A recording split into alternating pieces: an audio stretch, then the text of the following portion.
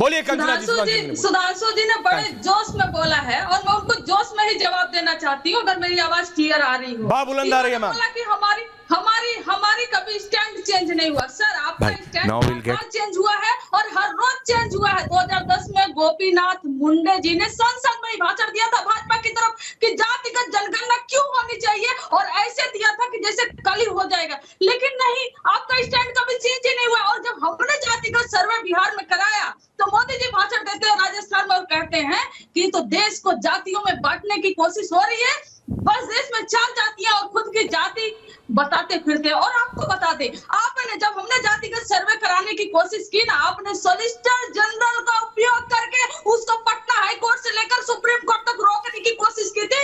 ये है आप जाति विरोधी, जातिगत जनगणना विरोधी हैं। और आपको ये भी बता दें, जब हमने आरक्षण की सीमा ओबीसी एससी एसटी का बढ़ाया और किया, तो 9th शेड्यूल में आपने क्यों नहीं डलवाया? हमने आपसे कमिंग सुधांशु, आप चाहते थे उसको 30 और सेकंड दे दीजिए कंचना जी। उसको हटा दे। आप जातिगत जनगणना, आप जातिगत आरक्षण के खिलाफ हैं और वो आपकी हरकतों में, आपके कार्यों में, आपकी वाणी में सब कुछ दिख जाता है। और स्टेट तो आपका बार-बार चेंज हुआ। आप कंचना जी सिर्फ इतना पूछ रहा हूं, उसके बाद सुधांशु जी इंटरवेन करके फिर रामकृपाल जी और राहुल देव जी आ रहे हैं। सिर्फ इतना पूछ रहा हूं कंचना जी, जाति पूछे जाने को आप खराब तो नहीं मानती ना? जाति पूछनी चाहिए, हाँ या ना मैम? जाति पूछने में गड़बड़ तो नहीं? आप गाली तो नहीं मानती ना कोई किसी से किसी की जाति पूछता है तो? मैं आपसे साफ करती हूँ, आप हमारी जाति पूछिए, हमारे पिताजी की, माता। मैं किसी से किसी की जाति नहीं पूछता, मैं आपसे पूछ रहा हूँ आपका व्यू पॉइंट। पूरा जवाब सुन लीजिए, हाँ या ना, मैंने पूरा जवाब सुन लीजिए। मैम बोलिए। लेकिन आप जब हमसे ये कहेंगे कि क्या तुम्हें तुम्हारी जाति पता है, क्या तुम्हें तुम्हारा परिवार पता है, क्या तुम्हें तुम्हारा खानदान पता है, क्या तुम किस धर्म ओके, आप कह रहे थे phrasing of the question. Point taken Kanchana, 2 versus 2। Sudhanshu ji quick interjection of Ramkripal ji और राहुल देव जी उधर। Thank you. Okay Kanchana ji, point taken, thank you, point taken. Sudhanshu ji वो कह रहे हैं जाति पूछने में कोई गड़बड़ी नहीं है, पूछो 140 करोड़ भारतीयों की पूछो, अखिलेश यादव जी की पूछो, तेजस्वी जी की पूछो, राहुल गांधी जी से की पूछो, लेकिन जिस तरह से पूछा गया वो गलत है। सुधांशु त्रिवेदी जी। मैं कंचना जी को जवाब यह देना चाहिए था कि बिहार में जातिगत सर्वे का निर्णय क्या तेजस्वी जी ने राहुल गांधी के दबाव में लिया था? नहीं तो राहुल गांधी से कहीं माफी मांगे, क्योंकि राहुल गांधी ने एलानिया एक नहीं अनेक रैलियों में बोला बिहार के बाहर कि देखो भैया मैंने कह दिया था जातिगत गणना तो करानी पड़ेगी। इसका जवाब नहीं आया। और दूसरी बात, उन्होंने किसी के लिए नहीं बोला था, उन्होंने कहा था जिसकी जाति का पता नहीं है। तो राहुल गांधी जी को क्यों लगा उनके ऊपर है? अरे कोई बोले हम में आप पे तो किसी को नहीं लगता, तो क्या प्रॉब्लम है? और अगर लगा तो इस देश में उदाहरण है, आतिशी मरलेना के ऊपर आरोप लगाया गया था कि वो क्रिश्चियन हैं, उनकी जाति का पता नहीं है। आतिशी मरलेना ने प्रेस कॉन्फ्रेंस करके बताया कि वो राजपूत हैं और उनके मां और बाप चूंकि मार्क्स और लेनिन से बहुत प्रभावित थे, इसलिए उन्होंने उनके नाम में मार्क्स और लेनिन के आधार पर मरलेना रखा। बहुत से उदाहरण हैं। इसमें राहुल गांधी इतने सेंटी क्यों हो गए भाई? और ये तो पहले ही बता चुके हैं, वही प्रेस कॉन्फ्रेंस कर देते, देखो भैया मेरी फोटो देख लो। तो इसलिए मैं कहना चाहता हूं, और जब वो ये बोल रहे हैं तो गाली उनको नहीं दी जा रही है, वो गाली दे रहे हैं स्वर्गीय राजीव गांधी जी को, इंदिरा जी को और नेहरू जी को। जिस पार्टी का नारा होता था जात पे ना पात पे, इंदिरा जी की बात पे मोहर लगेगी हाथ पे, आज ऐसे राहुल गांधी जी आए हैं कि अपने पुरखों की बात को रख के लात पे पार्टी ले आए, फुटपाथ पे। रामकृपाल जी और राहुल देव जी, सर आप स्टूडियो में आपसे शुरू करता हूं, राहुल जी जवाब दे रहे हैं। Your view point.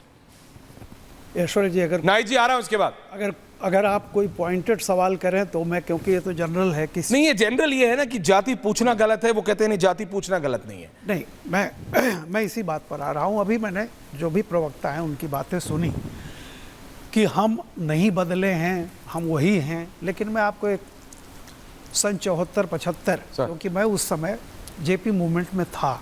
अच्छा, ये जितने लोग, चाहे रामविलास पासवान जी, स्वर्गीय रामविलास पासवान जी रहे हों, लालू प्रसाद यादव हों, नीतीश कुमार हों, ये सब के सब जेपी मूवमेंट से निकले हुए लोग हैं। और मैं बताऊं आपको, जेपी मूवमेंट में जो नारा था वो था जाति तोड़ो दाम बांधो।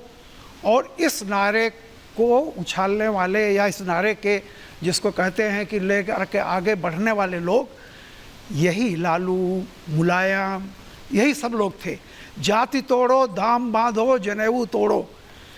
और उसके बाद जानते हैं उसका एक नारा था, जयप्रकाश जी बहुत गाते थे मंच से, आओ कृषक श्रमिक नागरिकों इनकलाब का नारा दो, गुर्जन शिक्षक बुद्धिजीवियों अनुभव भरा सहारा दो। ये जेपी ने क्लासिफिकेशन किया था कि आओ कृषक श्रमिक नागरिकों इनकलाब का नारा दो, गुर्जन शिक्षक बुद्धिजीवियों अनुभव भरा सहारा दो, फिर देखें हम सत्ता कितनी बर्बर है, बौराई है। ये जेपी मूवमेंट था जो कांग्रेस की उस समय इंदिरा गांधी के खिलाफ शुरू हुआ था। सर और एक बात बता दूं जी, सबसे पहले काका कालेलकर कमेटी की रिपोर्ट आई जी, जिसमें पिछड़ों के लिए जो भी रिकमेंडेशन था सर।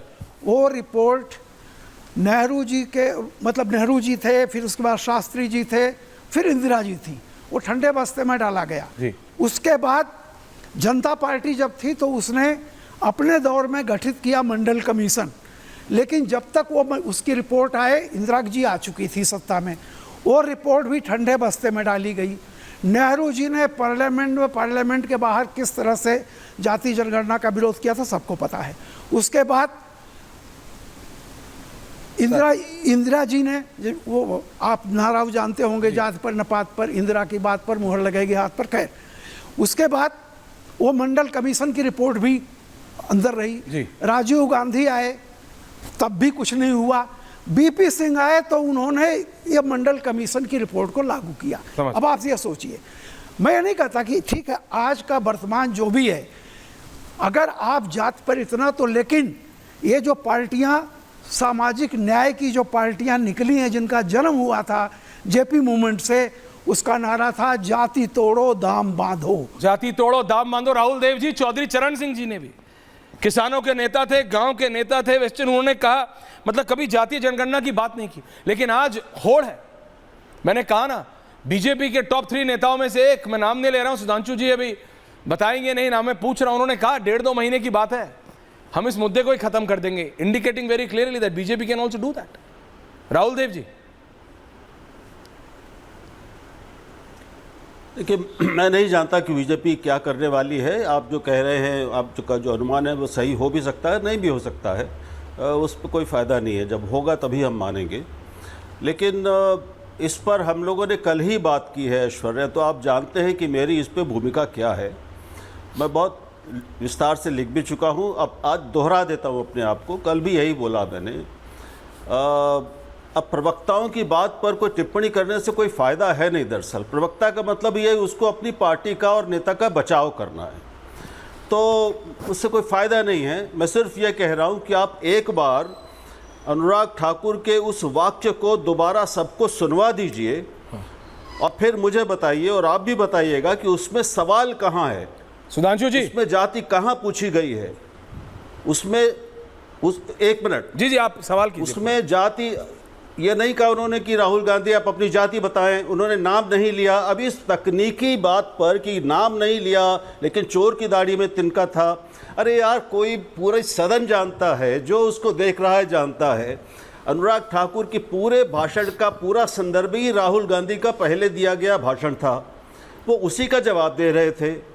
किसी और को उन्होंने किसी भी बात में अपने इतने लंबे सारे भाषण में निशाना बनाया ही नहीं। इतनी सावधानी उन्होंने चतुराई दिखाई कि ये कहते हुए कि जिसकी जात का पता नहीं है वो गणना की बात कर रहा है, उन्होंने नाम नहीं लिया। अब इस तकनीकी बात को भी, अगर इसमें कोई बुराई नहीं थी तो माननीय लोकसभा अध्यक्ष ने इसको सदन कार्यवाही से बाहर क्यों किया? कुछ तो उसमें था जो ठीक नहीं था।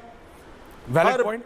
सुधांशु भी जानते हैं, यहाँ बैठे सब लोग जानते हैं, पूरे उत्तर भारत में किसी से भी ये पूछना कि तुम्हारी जात क्या है या आपकी जात क्या है या आपकी जात पता नहीं है या तुम्हारी जात का अता पता नहीं है, इसका सीधा मतलब है आप एक व्यक्ति की वल्दियत पर शक कर रहे हैं।